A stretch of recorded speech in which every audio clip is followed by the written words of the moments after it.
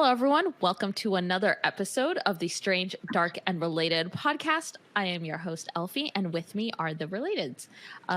So, as always, we will start off with our question of the day. What is one animal you would love to have as a pet? So, I'll go first. As you know, my name is Elfie, and the one animal I would love to have as a pet would be an armadillo because I think they're really cute, and then they also eat pests, which is like bonus. I am Willow. This one's a difficult question for me because I don't want to have a pet. I want to have an animal friend. So I think I would like. Anne's gonna hate me for this answer. A spider? No, a possum. Oh, they're so cute. Gross. And I would name him Perry, and we would hang out. And we might torment Anne a little bit occasionally. Occasionally, I think that would be your favorite pastime. Let's be honest right now. No, I think they're so cute and they're so good for the environment. I don't know. They just seem like really sweet little animals. They are. They're actually not very aggressive. Yeah. They just hiss when they're scared. Yeah, exactly. And who doesn't hiss when they're scared? Exactly. Yeah. This is Anne, and if I got to choose an animal to have as a pet, I would choose a red fox because I think a red fox. Cute. Yes, I want a fox, but I want it to be one of the red foxes with the big bushy tails because I think they're so cute. They're actually very smart. I think their laughs are like one of the most adorable things ever, and I don't know. I really want a red fox. I wanted one for a really long time. I do have one question for you, though. Yeah. What does the fox say?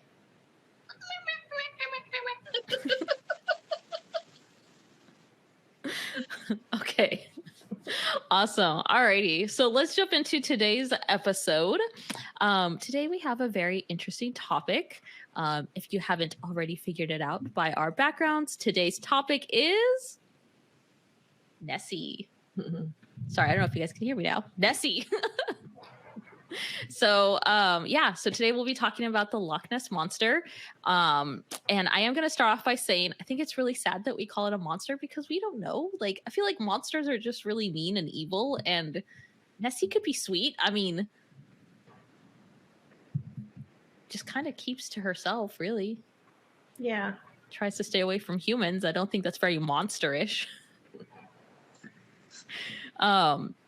But yeah, let's start off with, have you guys ever seen Nessie before?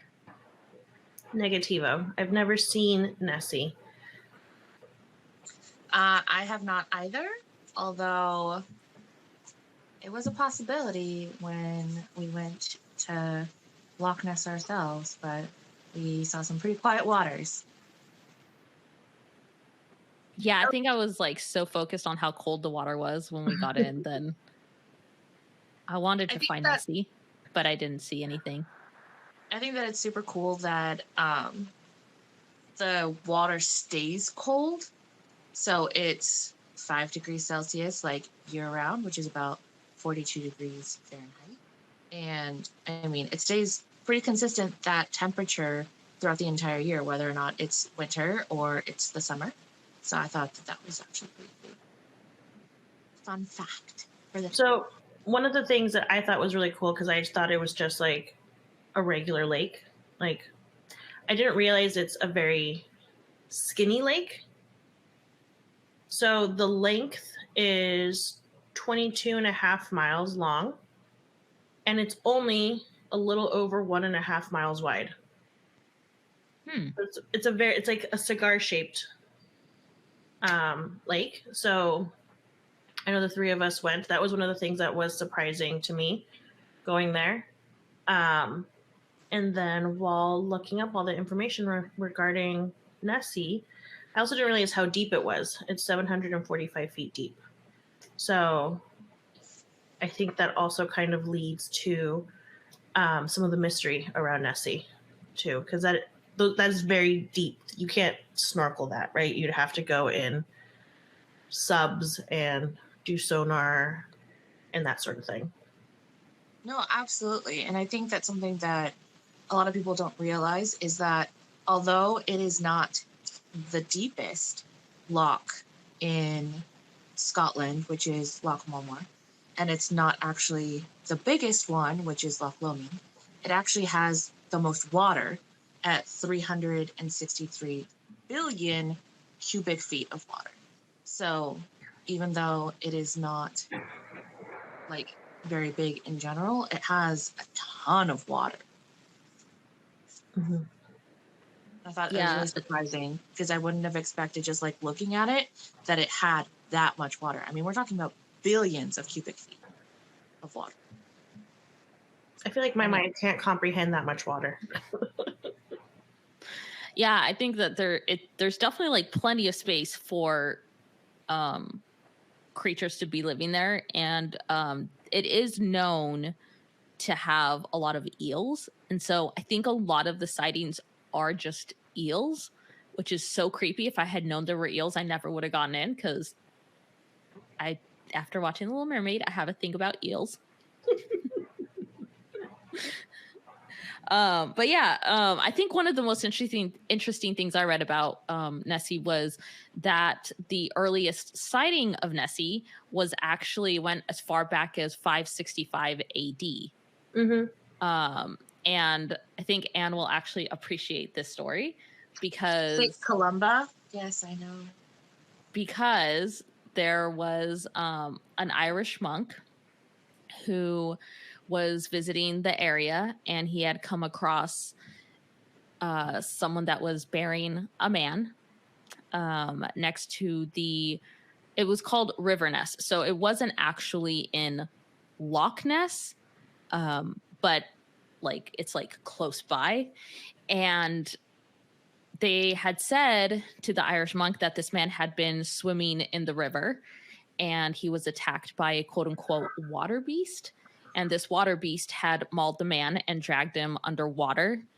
And they had tried rescuing him by boat, but they weren't able to do so. And so this Irish monk sent someone to go swim across the river. They wanted to cross the river, but there wasn't a way to cross the river, so they saw a boat across the river. So that's why St. Columba sent one of his followers across the river. Still, there's a monster in this river, and he sends someone to go swim across the river. And this water beast approached him, but the Irish monk made like the sign of a cross and said, and I quote, "Go no further, do not touch the man, go back at once." And then reportedly the creature stopped, and it pulled back with ropes and fled. So everyone considered that to be a miracle. Some people say it could be Nessie, some say not, just because it happened at River Ness and it didn't happen at Loch Ness. And then for those of you that don't know, Loch stands for lake, so it's a little bit different. But yeah, that was interesting that was the first known sighting of Nessie. Well, written sighting. So something to note is that the River Ness is actually the outlet of the lake. So it's actually where it actually comes out to all the different tributaries that are flowing from Loch Ness, because there are actually a huge number of lakes in Scotland in general. There's reportedly about 31,000 different lakes, and it's all caused by the basically scouring of the land that happened after the glaciers melted after the last ice age. And so that's why you see a lot of like different rivers that actually connect a whole bunch of different lochs. There's a whole bunch of different landscape things that you see, and why there's so many. Can I make one correction? Sorry, about the River Ness. The River Ness is actually the inlet. It comes in from the ocean. So the water comes in from the ocean into Loch Ness. That's my understanding, though. Oh, when I did research, it told me that was the outlet. Oh, it told me the opposite. Interesting. But there are additional like accounts from about this monster that lives in Loch Ness, because there's actually a lot of like cave drawings and like rock carvings of this reported beast that lived in this area. And so there's actually earlier accounts, but there's no like actual written account of an actual sighting until St. Columba, which I thought was really interesting. And something else that I learned through a bunch of different research that I did is that the area around Loch Ness had actually been reported nicknamed Dragon Country for thousands of years. So there's always been this like Loch Ness monster, but it wasn't really nicknamed that until you really saw a resurgence in sightings at the turn of the century.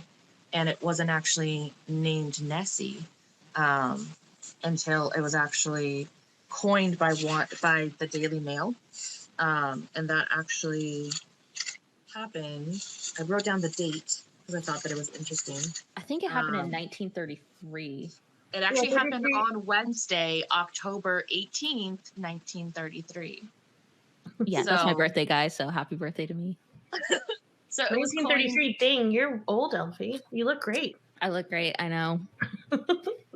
So I thought that was like a really cool date. That's like the first time that it was coined Nessie, at least in part of my research, and that was done by the Daily Mail. And so, yeah.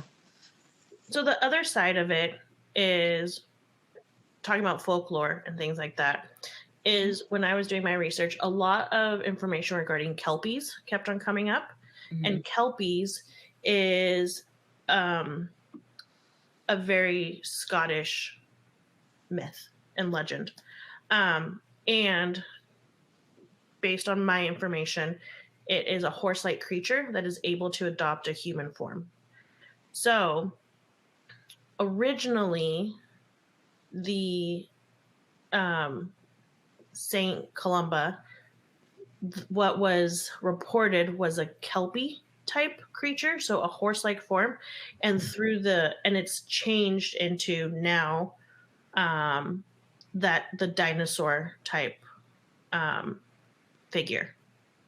So from the 6th century to now, there has been some changes in the form of what this creature has been. Interesting. So what's interesting is that I was actually looking it up in some of the saint books that I have, because I never really thought about St. Columba. This is one of the miracles that's attributed to him. Actually, one of the most famous missionaries that actually went into Scotland. He was actually an Irish missionary. And it actually really does not say in the original account in the diaries that were actually found what the form actually was. The one thing that it did say is that it was a beast that shrieked really, really loudly as it came out of the water. So it really doesn't actually say if it was Kelpie. It really doesn't say if it was the shape of a plesiosaur, which a lot of people attribute to it now. And so it was the fact that he did the sign of the cross, and then it basically got pulled back under the water as if it was being bound by ropes, is considered to be one of the miracles attributed to him. There's also a bunch of other miracles that were attributed to him. Interestingly enough, there is actually a whole other loch that he ended up like stationing at, and there's a whole bunch of other different miracles that are attributed to that too, including healing. And it's actually not that far away from Loch Ness. So yeah, he was actually a really interesting saint, really interesting accounts, and it's actually really, really well documented, which I never even thought of looking him up until doing all this research. Yeah, that's interesting about St. Columba and his journals. One of the Kelpie fables that are attached to the area is a 19th century Kelpie that haunted the woods and shores of Loch Ness. And it is attached to a Highlander, James McGregor, Grigor. And the Kelpie had tacked up its own saddle and bridle, and this Highlander, McGregor, cut off its bridle, and that's the source of power and life for the Kelpie, and it would die within 24 hours. So, and it needed its bridle back to be able to not die, essentially. And so this Kelpie was able to speak and was not able to bargain with McGregor for the return of his bridle and followed him home. He was unable to enter the house while in possession of the bridle because of the presence of a cross at the entrance of the door. So again, religion entering into this fable. And then McGregor outwitting the creature by tossing the bridle through a window. So the Kelpie accepted its fate and left. And then there's other tales about this bridle passing down through the family. And it's called the Wilcox Ball and Bridle, and it has magical powers of healing. And when there's a spell, quote unquote, that made by placing items in the water, and you say in the name of the Father, the Son, and the Holy Ghost, and then the water could be used as a cure. So also interesting that Catholicism also is linking back to this 19th century legend as well, involving Kelpies and religion. Well, something that's actually super interesting, and something else that I found in regards to something along the lines of religion is Aleister Crowley at the turn of the 20th century, which is kind of when everything started like coming up again and we see a lot more sightings happening again. He was really, really interested in the Loch Ness Monster and things along those lines, and he ended up buying a house over there, and it actually has a very specific name, which I forgot to write down. The Bullskin House. Very, very remote. And basically what he did was he was set on getting rid of the demons in Loch Ness. And so he ended up doing this supposed 6-month ritual, which got interrupted because he was trying to conjure up 4 of these demons, and he was only able to get 3 out of the 4. And then because he wasn't able to get the 4th, one of them ended up escaping the ritual, and then he released the other 2 into the environment. And so he basically had to stop the ritual like partway through. And for a number of years, even after he like left the house, he would actually go down to the shore and throw sheep carcasses to feed the quote unquote beast from hell that he ended up releasing back into the loch. When was this, Anne? What year? So this was at the turn of the century. So he bought the house in 1899, ended up moving out of the house in 1913. And that's when he ended up leaving the residence. It actually ended up being purchased by a rock star later on. I forget the name of the actual rock star. And the house burned down in mysterious circumstances sometime between 1960 and 1970. So it was actually around for a number of years after all of this ended up happening. But it's interesting that he very specifically said that it was like demons that were haunting Loch Ness and that he released them back into the environment. And that's when we start seeing a lot more activity that ends up happening. So it's interesting that another, not very strictly like miracle related religious aspect of this, but like demons are definitely the darker side of religion, of things that we're trying to like and stuff. So a lot of paranormal activity is thought to really surround around all this stuff.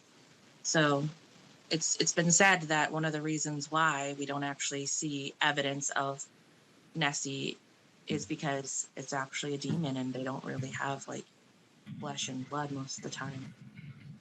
So that's one of the theories behind it, which is definitely something that's interesting. Yeah, that is interesting. So while I was doing my research, I wish I had done more research on this because I was like trying to focus on Nessie, but there have been other monsters in lakes spotted worldwide. But nothing was like related to religion from what I read. So I'm wondering if people like connected religious things to it to try to explain what this thing was that they didn't understand.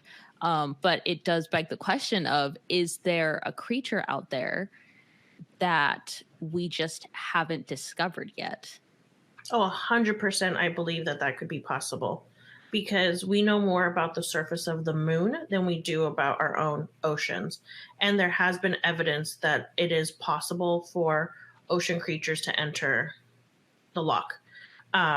So one of the sonar expeditions in 2001, Ryan's Academy of Applied Science videotaped a V-shaped wake traversing, and then they also videotaped an object on the floor of the loch, and it resembled a carcass, and it found marine clamshells and fungus-like organisms that are not normally found in freshwater lochs.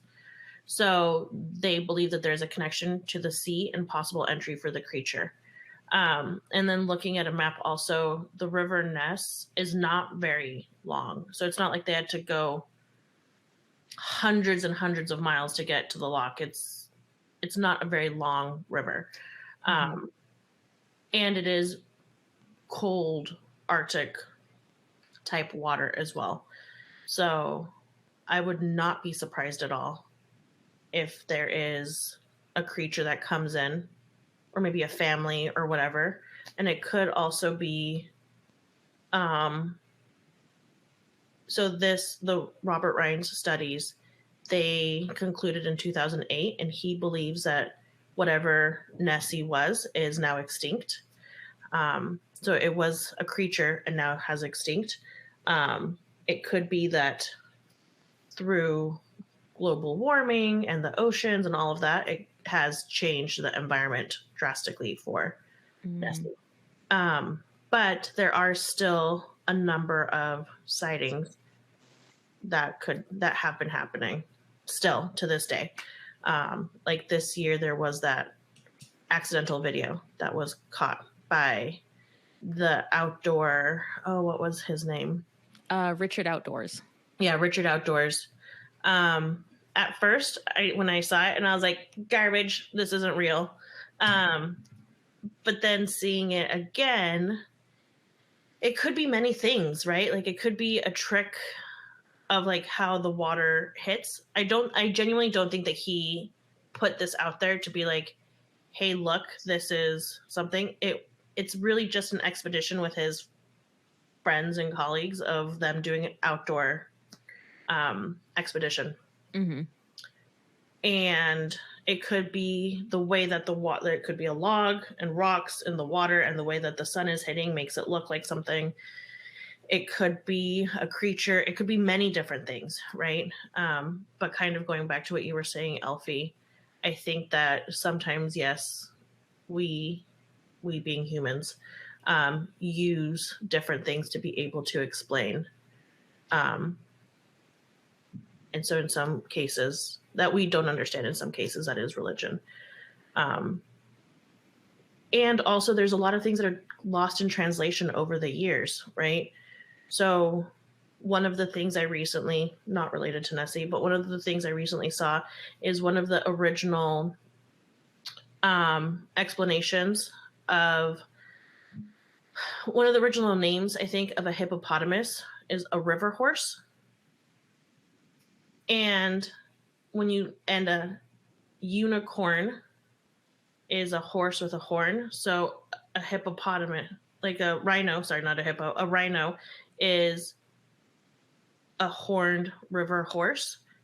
So the rhino could actually be what people are considering a unicorn. Not as beautiful as we imagine it, right? Very different from what we originally imagined it. Um, but regardless if that's true or not, if that's actually what a unicorn is, um, that kind of goes to show that there can be things that are lost in translation over the years. Very similar to like Game of Telephone. Yeah. Yeah, no, I totally agree. And I think that if we think about like the stories of sailors out there, right? They talked about the Kraken. And now we find out that there are like giant squids out there. Mm-hmm. And for a long time we didn't know because they're very deep sea creatures. Um, and they don't like a lot of lights and that sort of thing. And so um yeah, like just through changing the way that we're looking for these creatures, it definitely made a difference in like what we've been able to find. And so it makes you wonder, like, there could very well be some sort of creature, maybe not what we think it is, but something similar. And as for that video that you mentioned from Richard Outdoors, I totally agree with you. I don't think that he was trying to like hoax anyone into thinking that like this is Nessie. It was just like he just like posted this video and someone had noticed and they're like, oh my gosh, it's like Nessie. And he has now taken down his video. It's no Brought it longer. back up. Really? I could not find it. Yeah, I have a link. I will share it with you after. Thank you. Yeah, but I was like looking everywhere for it and I had to go through a different YouTube page to find it. But yeah, it's because he was getting, so part of it was he was getting a lot of attention for Nessie, and that's not what his YouTube is about at all. And secondly, a lot of people are saying like, oh, like, you know, this is a hoax, blah, blah. And he's like, I literally have nothing to do with Nessie. Like, I just am posting this video. I didn't even know that was there. So, yeah, I think it's one of those pieces of evidence where I'm like, if that is Nessie, that is like one of like the best pieces of evidence that we have that Nessie exists. I agree. Also very cool about Richard Outdoors is all of the proceeds that he's getting from the views of that video are going to a charity, which I think is also very cool. Oh, that's awesome. That he's doing that. So he's essentially taking all of this attention that he's getting and turning it into good for the community. So yeah, I'll share that with you after. Yeah. Yeah, that's really cool. Something that I wanted to sort of jump back to is something that Willow said about the fact that it could be coming something from the ocean and that the River Ness is something that connects them. That's actually really close. Something to note is that the Loch Ness is actually a freshwater lake. It's actually not saltwater. Yeah. So when I said that, I realized it is an outlet. Yeah. So something for me that I think is a little bit more likely is that because all of the glaciers are like melting and like moving through the land is what's creating all of these lakes. I feel like there are connections between these different lakes that we may not know of, because a lot of the reason why it's really hard to do any type of research in Loch Ness is because of the peat that gets washed down from the hills into the water, and it makes it really, really murky. And so I feel like there's a lot of stuff that is potentially there that we just really don't know, and connections between other lochs as well, because the loch that actually is the biggest and the deepest, which actually is pretty nearby, is actually Loch Momar. And there's actually a lot of legends that there is also another like beast or animal in that loch. The original stories actually sounds a lot more like a mermaid. And every single time that she is seen, the Morag, it actually means the death of one of the clansmen that's originally to that area. Like if you see her, that just basically means that somebody from that clan is going to die. But what's been interesting is that in the most recent years, in the past like 50, 60 years, the sightings have actually been something a little bit more closer to what everybody attributes the sightings to like Loch Ness. And so I've always thought that there's a possibility that because it's created by all these same glaciers, we have 31,000 lochs that were created because of that. I mean, I'm sure there's some type of like connection that connects some of these lochs, and it could be moving from loch to loch into different remote areas that are all like freshwater lochs.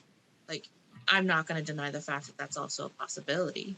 And that just in general, that whole entire area, there's a lot of other lochs that people have seen sightings of similar animals.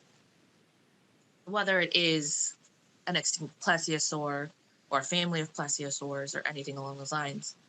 Because... Or just an eel that likes to peek his head up. It would have to be like a very, very, one of the giant eels.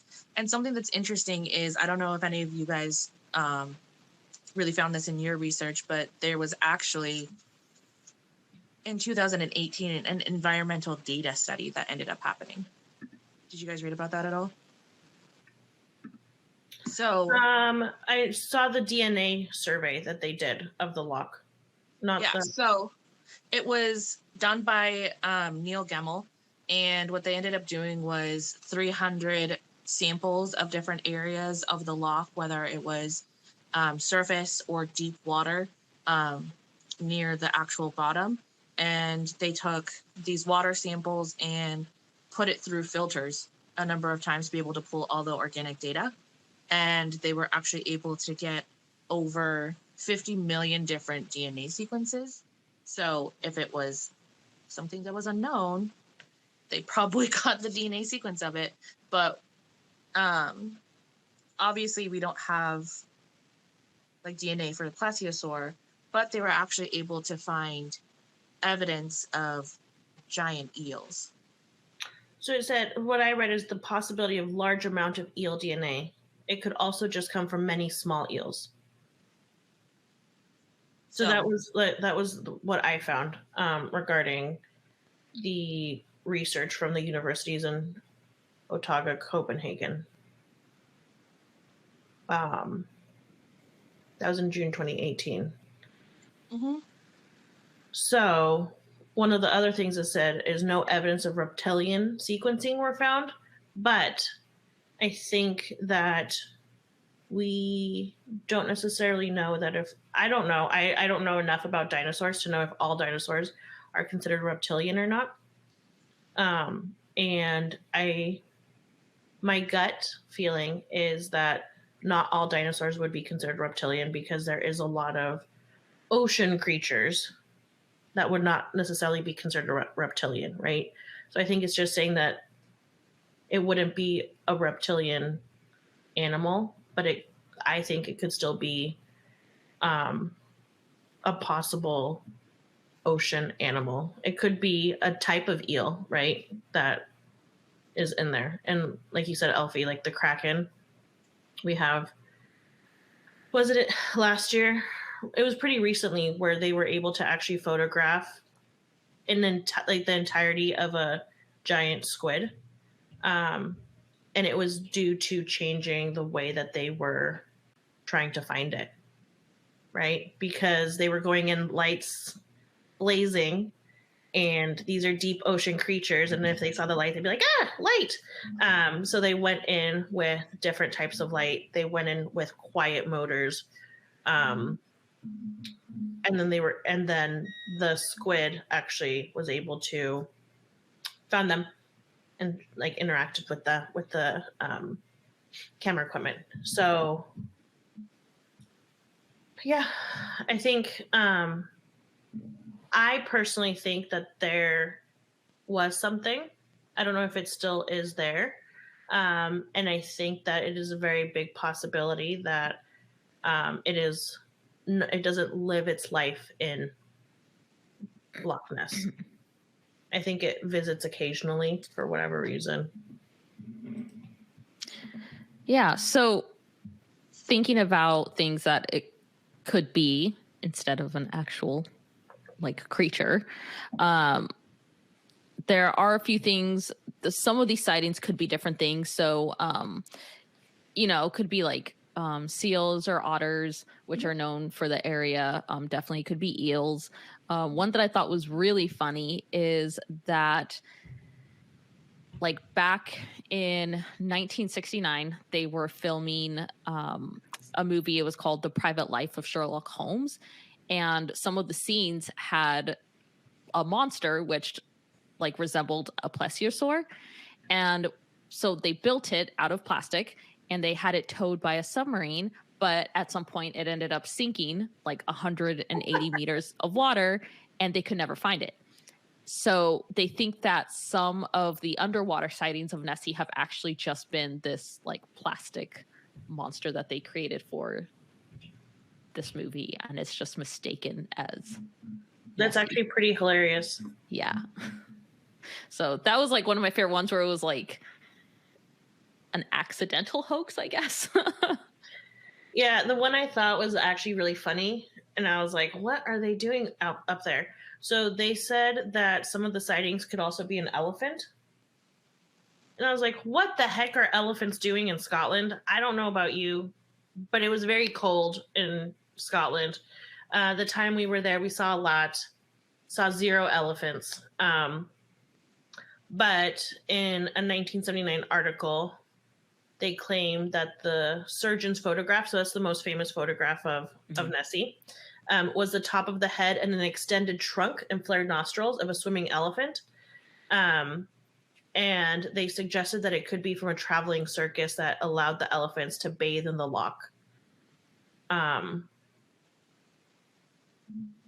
That's interesting. I think that was the one that was kind of like the funniest to me, because standing in that water, I don't know if an elephant would be like, hey, here's some balmy waters for me to go swimming in. Just in like the 5 seconds that we stood in that loch. Yeah. And you said it was what, 5 degrees Celsius year round? Yep. Year round. Yeah. Yeah, that's... Yeah, so that one, like, so the other animals, like the seal, I can see how a seal could be mistaken for it. I see how, like, wakes of different animals and fishes could be mistaken for it, right? But I thought the elephant was probably the funniest one that came up as an explanation for Nessie. Yeah. Yeah, so, that is pretty funny.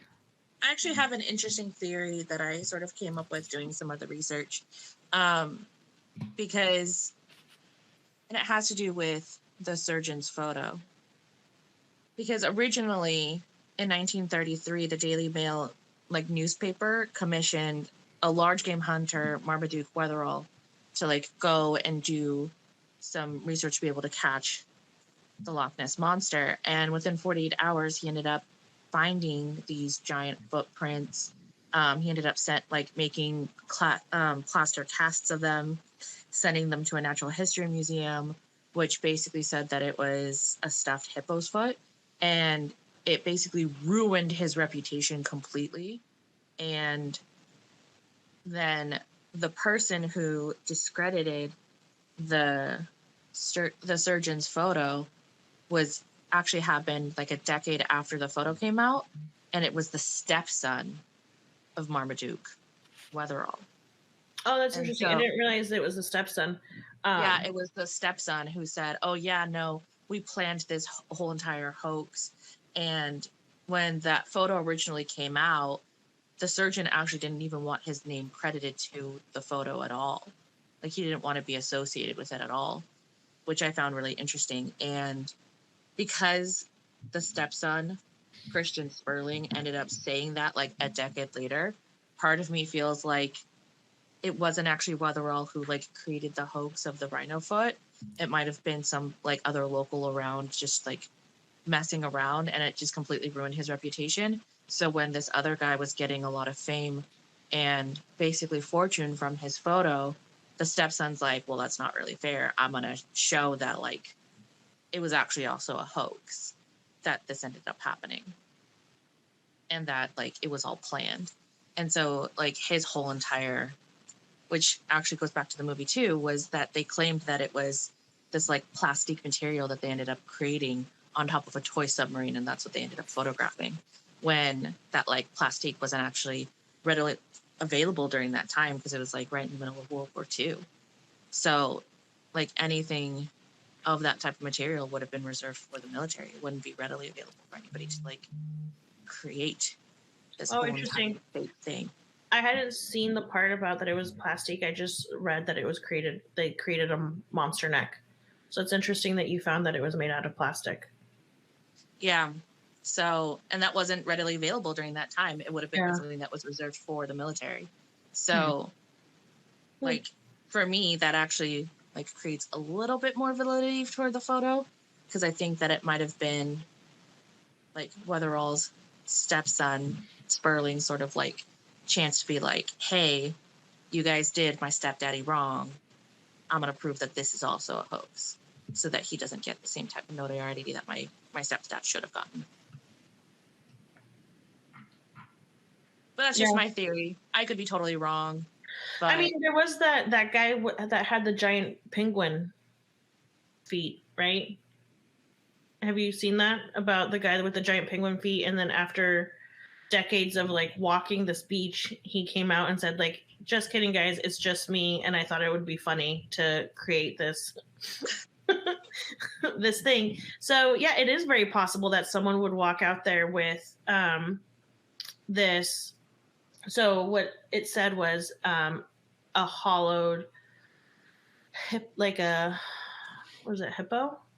It was a left hippo's foot. Yeah, a hippo leg, because it was actually very popular to use umbrella stands or ashtrays made out of hippo legs as a base. So it was very popular for the time. So it would have been readily available to really anyone. Well, not anyone, but like people that had access to those sorts of things, right? Yeah, it kind of sucks that if he wasn't part of it, it sucks that he was caught up in something that could have been, might be similar to the penguin foot. No, absolutely. Because like, if you think about it, it was something that was highly publicized before it actually happened. Like, he was a really big name within the big game industry. So people just assumed that it was him, and it was one of the kills that he ended up making. And I mean, they basically had put a prize to whoever could catch it at 20,000 pounds, which is like, it's a lot of money. That's so much money, especially during the like, we're looking at a time period where like it's the Second World War. There's a lot of people that are in like massive amounts of poverty, things along those lines. Like, that is not just a lot of amount of money for that time period, but like, you think about how much poverty and everything that was happening during that time period, like that's even like more money. Yeah. So it would be something that would be like easily fakeable for somebody. And if he wasn't like a part of it, that completely ruined his reputation. And like, basically he didn't even do any big game hunting after that. Like, he just completely falls off the face of the earth,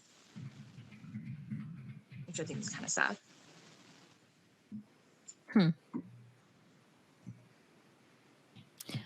Yeah, that is pretty sad. So something that I found interesting is that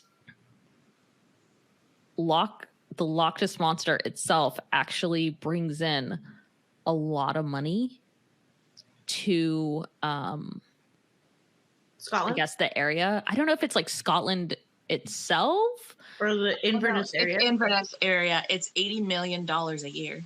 So what I'm seeing from the UK, it says it's 41 million pounds. It's worth 41 million pounds.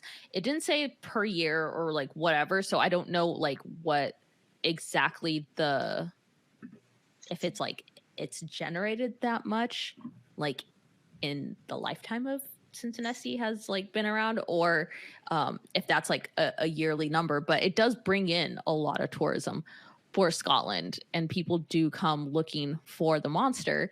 And what's interesting is in 2020 there were a lot of sightings because there's a webcam up for Loch Ness, and so people would sit there and just watch this webcam looking for Nessie. During And the apparently, pandemic, instead of working. exactly.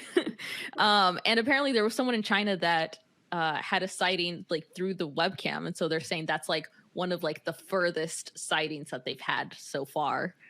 But yeah, I watched the webcam. I was like looking at the webcam, and right now the webcam has like there's like dirt or something on it, so like part of it's like obscured right now. But I like saw some stuff like the imaging isn't great. It was like kind of pixelated, and watching it, I was like, man, if I saw Nessie, I wouldn't know if it's like a log, an eel, like whatever. And then there was like some recording from a woman that had supposedly caught Nessie on the webcam.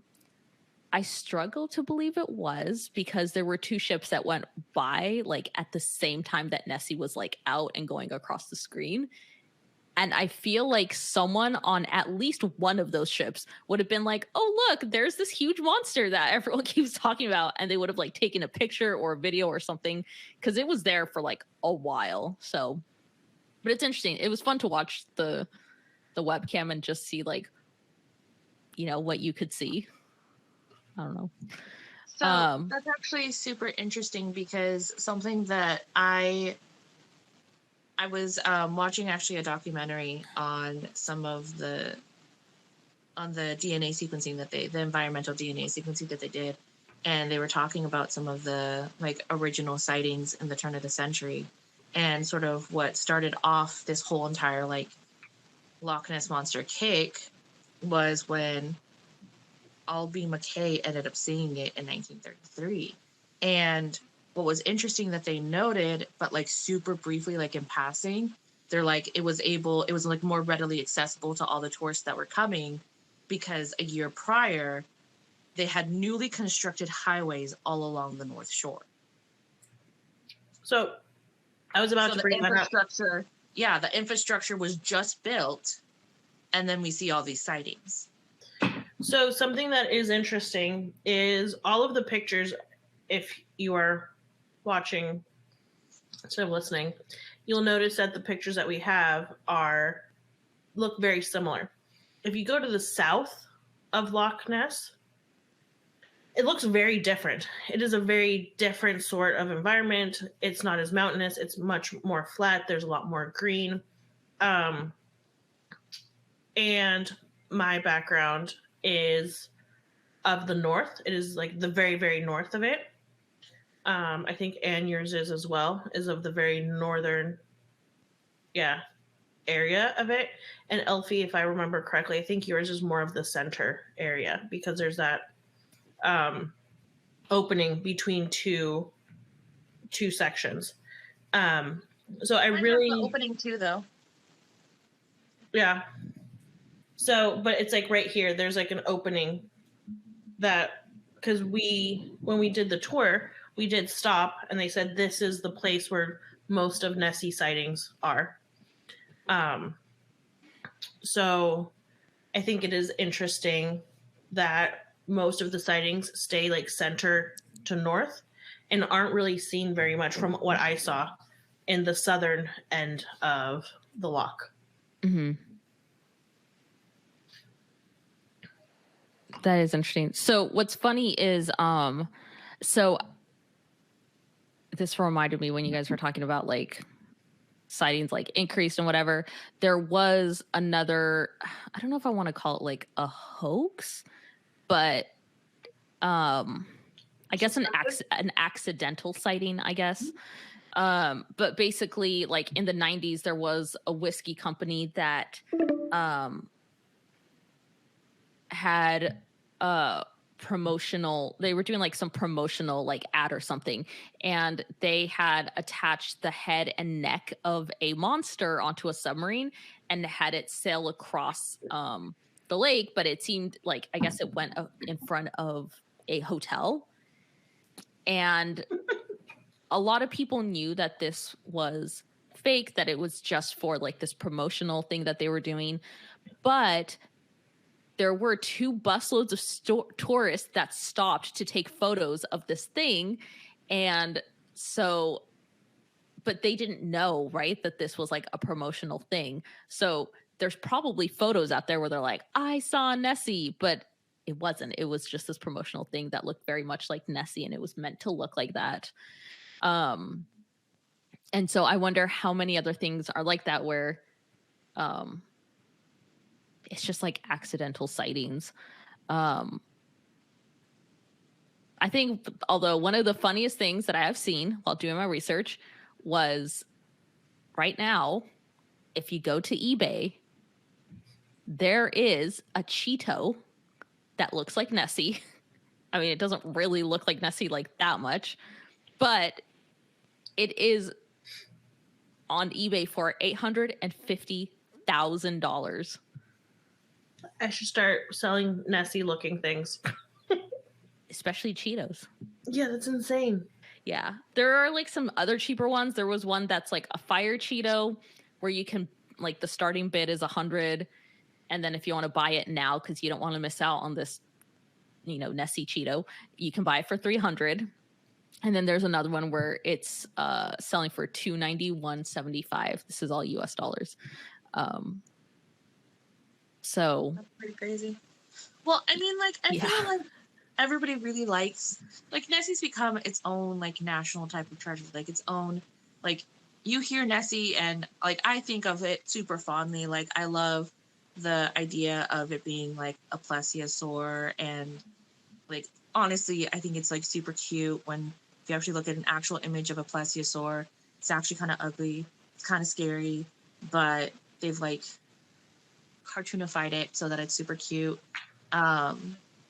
Even like right now, one of the video games that my boyfriend plays a ton is Apex Legends, and they actually even have one of the characters. It is Nessie, and I saw it as part of like my algorithm, obviously, because I was looking at things for Apex Legends for him for like Christmas, and then doing all this research, so it ended up popping up in my algorithm, obviously.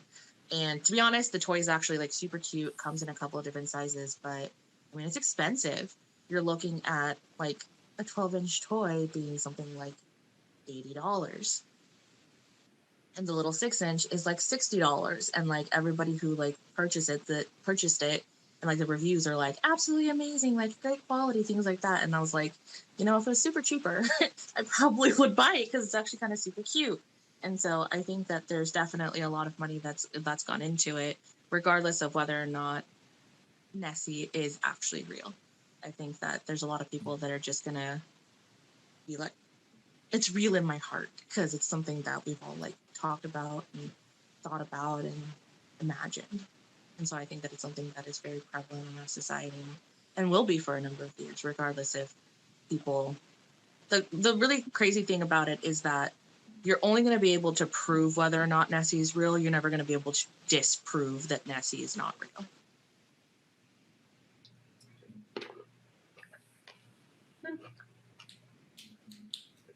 Yeah, I mean, I don't know if you wouldn't be able to disprove it. But I think you can't make people stop believing. Yeah.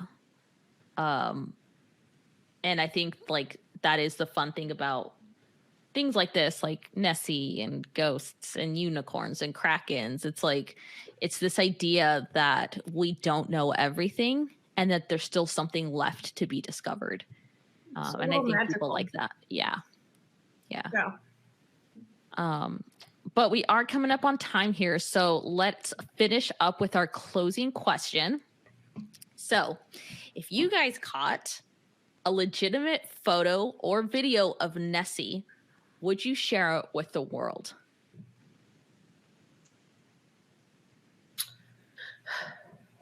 No. I would not. I wouldn't want that sort of attention. I might share it with some institutions and say like, hey, this is what I found, more for like research purposes and things like that are happening. And say, I don't know what this is. It could be something, it could not be something. But I wouldn't put it out there to the world. I would definitely show like my friends and family and be like, guys, look at what I found. And I don't think I would put it out there as something. Just from seeing, because I saw it essentially like real time, like what happened with Richard outdoors. I wouldn't want that. I wouldn't want that. So I agree with Willow. I definitely wouldn't. I wouldn't even show it to like institutions or anything along those lines. Like I wouldn't even go that far. I think that I would show a select few, like the relateds, and that's like pretty much it. I don't even think I would show like my friends. I would only show like inner circle type of people, and that's like it. And like if my like other relateds that survive after I die want to do what they want with it, then they can. But I wouldn't want to do anything with it within my own lifetime. Yeah, I would agree with both of you. I think that I would probably show some friends that have told me that like they believe in like stuff like this and that they would be really excited to see something like this. But yeah, for the most part, I wouldn't put it out there. And it's just because like people are gonna come after you. You're gonna have the haters and they're gonna try to disprove it. And unless it's something like so compelling that I'm like writing Nessie or something, like I don't know that it would really help. So if it was like a sighting like this right here, I'd probably just keep it to myself and just be like, yeah, guys, look what I found to like friends and family, but that's about it. But yeah. All right, guys. Well, thank you for joining us for this episode of the Strange, Dark, and Related podcast. We appreciate you joining us. Go ahead and feel free to comment below and let us know if you would share a video or photo of Nessie, if you had caught it. And also let us know, do you believe in Nessie? And if you do, why? And if you don't, why not? What do you think it really is? But yeah, until next time, bye everyone. Bye. Bye.